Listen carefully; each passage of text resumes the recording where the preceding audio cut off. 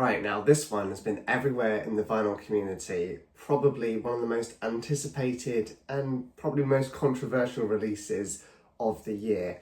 And I'm of course talking about the Prince Purple Rain Because Sound Matters One Step Edition. Now I've seen a lot of chatter online. Some people are saying this is the definitive version, and some others are just saying it's completely overhyped and not worth the money.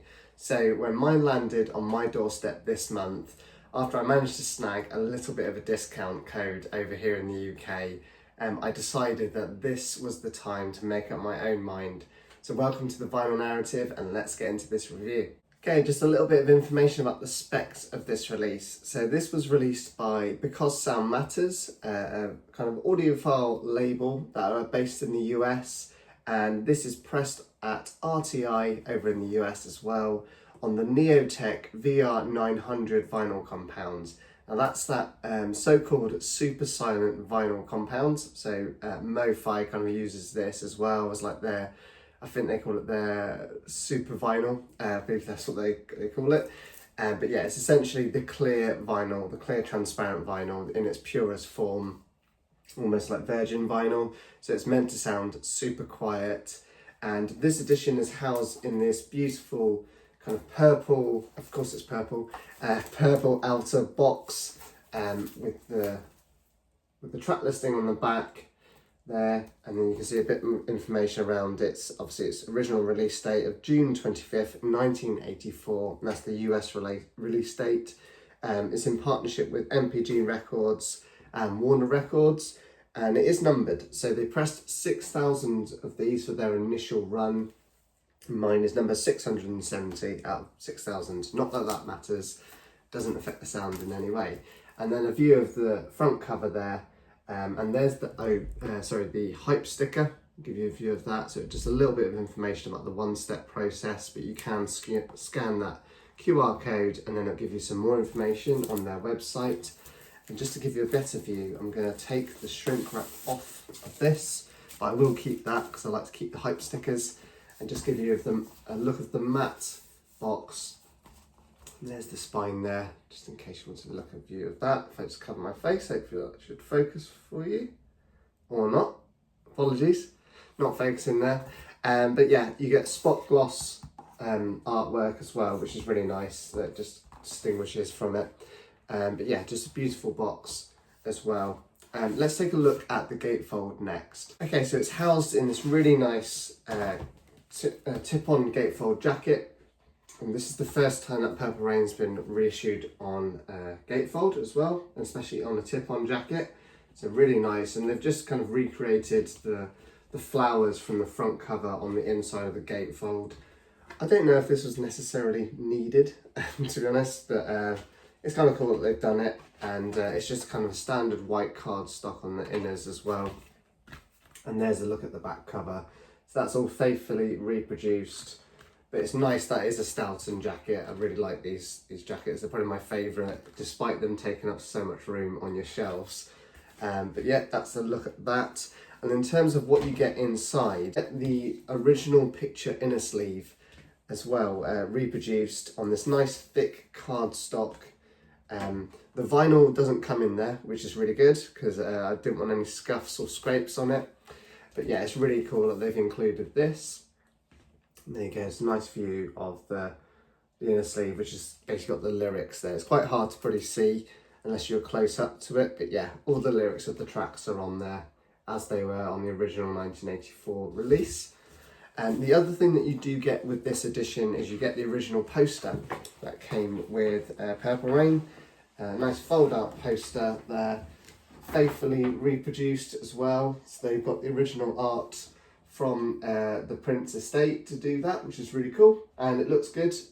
I've not compared it to the original poster, but the resolution and all that looks really good. So really nice that they've included that in there as well.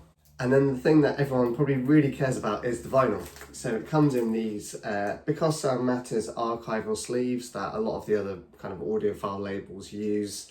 They use these nice sleeves, rice paper essentially. And then I'll give you a look at the vinyl itself. So I don't know if it'll come up on camera, it might do. Probably not, but it is, if I put myself in front of it, you might be able to see that it is kind of semi-translucent. It's not the clearest Neotech vinyl that I've seen. I've got a few other kind of one steps and super vinyl editions that are a bit clearer and you can see through, but yeah, really nice. That there was no real problems with this vinyl as such. There was a few cooling marks, but there's no scratches or any other imperfection. I can just see the cooling marks, but they don't affect the play, luckily, so that's really nice. And the mastering for this edition was handled by Levi Seitz at Black Belt Mastering, and he's, yeah, just a really renowned mastering engineer, really solid work from what I've heard from him so far. And instead of cutting this from the original master tapes, what they did is they took a high resolution transfer of the original EQ'd tape that Prince delivered to Warner Brothers. So whilst it's not a straight from the source tape of an un-EQ'd mix down, it's still very close to the original source material, and it's been done with a lot of care. So instead of running that master tape constantly to cut this album and do one steps of it at the tune of 6,000 of them, what they did is they chose to kind of preserve the tape and just do a one-off copy of it and then cut from that copy, which kind of makes sense. I think if you're doing that many, that makes sense. It retails for $99, so it's definitely on the pricier end of these modern audiophile reissues. Now, in terms of the pressing quality, like I said, I didn't have any kind of visual imperfections other than the cooling marks, and they probably don't come up on camera, but other than that, it was pretty pristine. There's a bit of like kind of dust and stuff, but I think that's probably just from my house. But yeah, when I pulled it out of sleeve, it looks quite clean. I was just a bit disappointed to see the coolant marks, but luckily they don't affect the play. There's no scratches either from what I can see. But a really interesting thing that you can probably see there is there's not a lot of dead wax at all on this album. So you can see that it's been cut really well, and there's going to be clearly quite a lot of bass on this record. But anyway, I'll get into the sound later on. What's disappointing about the pressing is that there is actually some surface noise throughout the whole of this album, and it's not terrible, but there's this faint hiss there, and it's all the way through. And considering this is pressed on Neotech vinyl, it's supposed to be ultra quiet, and that shouldn't really be happening. You shouldn't be having surface noise on essentially super vinyl. I've not gone on any of my MoFis, and I certainly didn't expect it here. So I think I've said this before, I think RTI, I think they're getting busier as a pressing plant, and they just feel to be like slipping a little bit this year. There's just been a bit of inconsistency, and sadly this is the one release I didn't want it to show up on, but it is there, and that's probably the most disappointing part about it. Now, I know this album inside and out. It's one of my most played albums, and it's certainly in my top 10 albums of all time. So I think I'm quite well qualified to understand the differences between each different pressings. As you may have seen on my channel, I've got another video where I went on this kind of journey of trying to find the definitive version of Purple Rain, but I think I ended up with 6 copies at one point, and I've narrowed it back down to, well, now I've got 3. I've got the UK original pressing, I've got the US Allied master pressing, and then I've also got this one step. So I'll talk about the highlights that I found when I listened back to this. The Beautiful Ones is definitely one of the best tracks represented here. The instrument separation on that song, on this edition, is phenomenal. Every little nuance within the instruments is picked up here, and they all have their own little pocket of the space. Prince's vocals, they sound clear and smooth. They're slightly rolled off a little bit in the highs, so when he starts to really scream towards the end of the track and gets really kind of passionate, it doesn't distort or kind of top out like it does on other pressings. And this is genuinely the best I've ever heard the Beautiful One sound. It's absolutely stellar.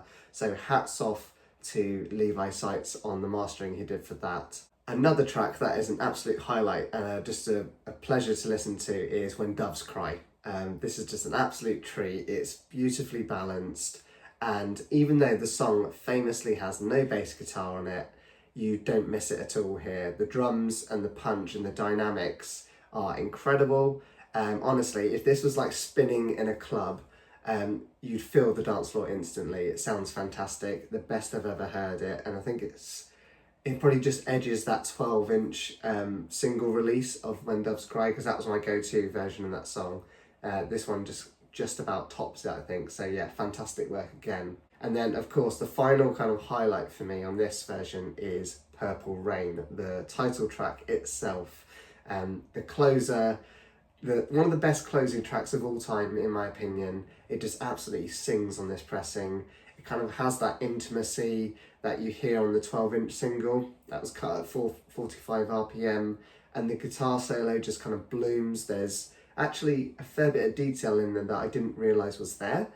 So there's some new details coming out in that pressing, which is really awesome to hear. And yeah, just a great way to close off this album. So Purple Rain is another treat to listen to on this pressing. Now, that's the highlights out the way, and they are fantastic, by the way, not to do them any disservice, but there are some weaker points on this pressing. It's not all perfect, unfortunately. Now, the weaker ones that I found were Let's Go Crazy, the opener track, and it's one of my all-time favourite songs. It's just the ultimate opener song for me of an album, but here it just doesn't quite hit the same. There's definitely more bass there, which is really nice, but kind of feels like with the added bass that we've got, the low end, it's made the electric guitars kind of lose their bite a little bit.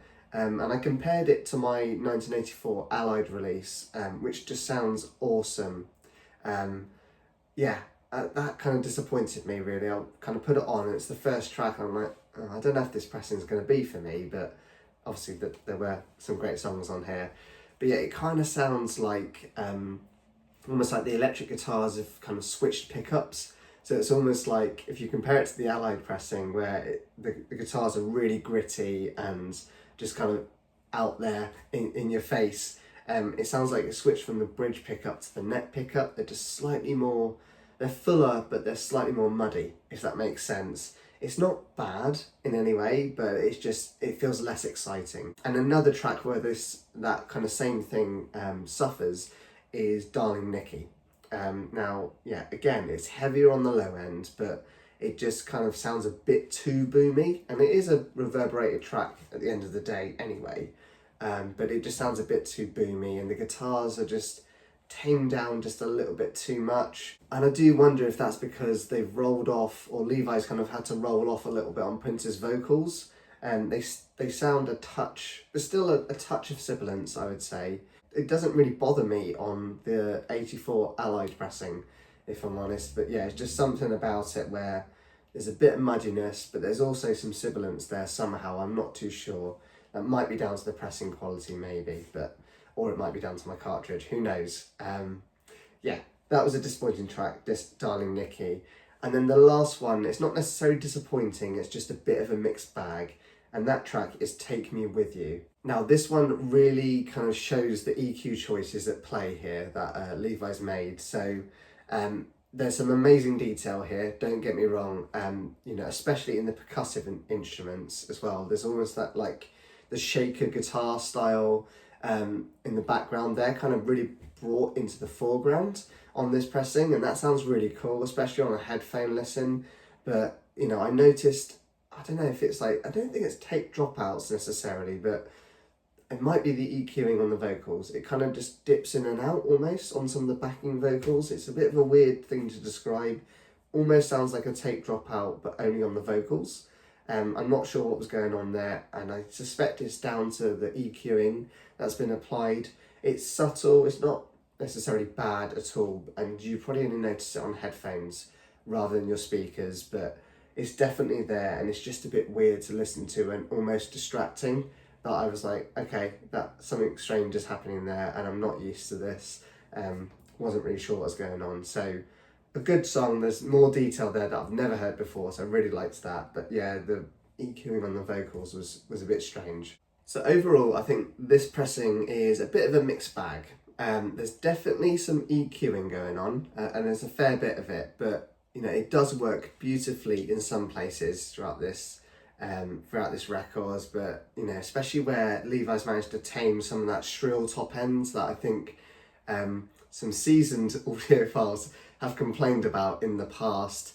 But you know, where that's happened, it's kind of softened the energy in other places, and that, yeah, I don't know if that sits right with me. Maybe I do have to give credit to Levi Seitz for keeping Prince's vocals front and centre. They do sit really nicely in the mix now. There's none of that shrill top end. It doesn't top out when he's really going for it and going hell for leather. But I think it has affected some of the guitar's spark and bite. That's the main kind of takeaway for me. And as a guitarist, I think maybe that just disappoints me the most. That's probably the one thing I really like on this album, is the guitar playing. Now, you could argue, did Because Sound Matters meet the brief on this? And I think they have. They clearly wanted to kind of capture whatever it was on those single editions of some of these tracks, where they were pressed to a 12-inch record, cut at 45 RPM, full of really full sounding and really dynamic. I think they've done that on some of the tracks here, and they sound fantastic for it, but it's just not as consistent the whole way through the album as I think it could have been. Now, the big question that we probably want to ask here, is this pressing better than the original Allied 84 pressing? Now, for me, it's not quite as good as that. Just, you know, ever so slightly behind it. I think the Allied pressing just has that raw energy and excitement and drive that you want from a record like this. And, you know, Bernie Grunman, he's no beginner. He absolutely nailed out the part the first time round, and that's always going to be hard to beat. But I think this does come close. So would I recommend this one step is probably what you're wanting to hear. Now, if you can justify the price, sure, it's beautifully packaged, great sounding records. Especially in parts, it's amazing. But for $99, I think I would have liked to have seen just a little bit more. And maybe there's something like a booklet to go with it, with some liner notes or something about how they even sourced the tapes and the method that they used for this. Just something that's going to give it that extra touch and make it feel premium. Because at the moment, the only real premium things you're getting here are the super quiet vinyl, even though my version isn't super quiet, unfortunately. This outer jacket, which is beautiful, and then you obviously get the gatefold, which, you know, I don't necessarily know if that was needed, but it was nice that they did it. It just needed something else, and then obviously the pressing quality from RTI. So I'd say if you can find this at a slight discount like I did over here in the UK, I managed to get 10% off and free delivery, so it came to about £90 delivered, I think, which is not too bad because everywhere else is selling it for like £120 and £140, which, yeah, I definitely couldn't really justify.